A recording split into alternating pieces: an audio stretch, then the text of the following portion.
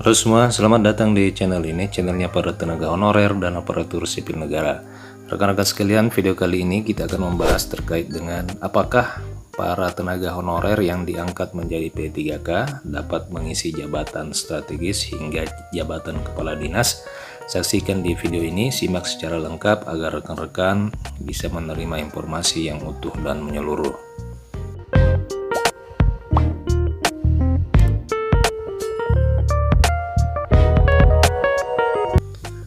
Rekan-rekan sekalian, sebagai bentuk pelaksanaan amanah Undang-Undang Nomor 5 Tahun 2014 tentang Aparatur Sipil Negara di Pasal 94 Ayat 1 serta Peraturan Pemerintah Nomor 11 Tahun 2017 tentang Manajemen Pegawai Negeri Sipil dan Peraturan Pemerintah Tahun 2018 tentang Manajemen P3K, pemerintah telah menerbitkan Peraturan Presiden Nomor 38 tentang jenis jabatan yang dapat diisi oleh pegawai pemerintah dengan perjanjian kerja. Dalam Peraturan Presiden itu telah dijelaskan terkait dengan jabatan-jabatan apa saja dan kriteria pengisian jabatan oleh P3K. Jabatan yang dapat diisi oleh P3K hanya terbatas pada jabatan pimpinan tinggi, hanya pada jabatan pimpinan tinggi utama dan pimpinan tinggi madya. Jabatan fungsional dan jabatan lainnya sebagaimana diatur dalam Peraturan Pemerintah Nomor 49 Tahun 2018. Rekan-rekan sekalian, adapun kriteria-kriteria yang diatur pada Peraturan Presiden tersebut, kriteria pengisian jabatan oleh P3K dapat dibagi menjadi dua kriteria, yakni kriteria umum dan kriteria khusus. Kriteria umum hanya berlaku kepada ketiga jenis jabatan yang dapat diisi oleh P3K.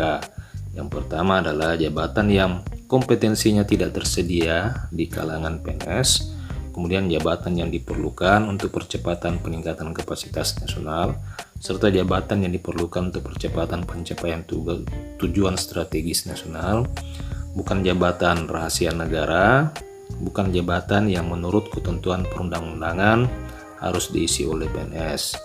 Kemudian kriteria khusus hanya berlaku pada salah satu jenis jabatan, seperti yang pertama, kriteria khusus untuk jabatan fungsional, yaitu jabatan yang mensyaratkan sertifikasi teknis dan dari organisasi profesi.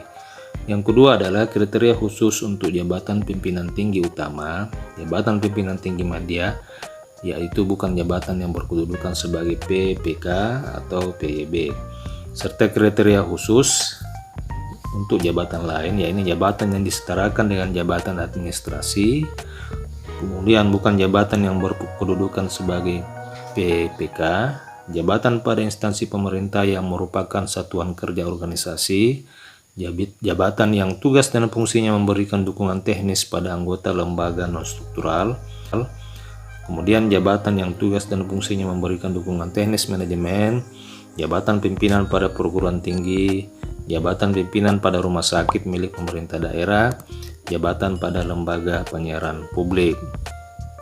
Nah, di sini dalam kriteria khusus rekan-rekan sekalian, di sini sudah disebutkan bahwa tenaga honorer yang diangkat menjadi P3K dapat diangkat pada jabatan yang disetarakan dengan jabatan administrasi. Jabatan administrasi ini maksudnya adalah jabatan administrator, yakni kalau kita lihat di struktural sekarang itu jabatan eselon 3 atau kepala bidang.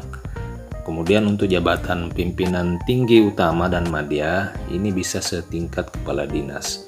Jadi rekan-rekan sekalian, kalau kita melihat dari apa yang disebutkan dalam Peraturan Presiden ini, maka tenaga honorer yang akan diangkat menjadi P3K dapat mengisi jabatan-jabatan yang strategis, sehingga hal ini menjadi peluang bagi rekan-rekan honorer yang telah lulus menjadi P3K untuk menduduki jabatan-jabatan strategis di pemerintahan.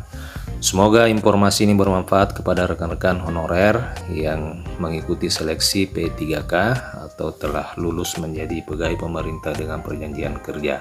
Sampai jumpa di video berikutnya.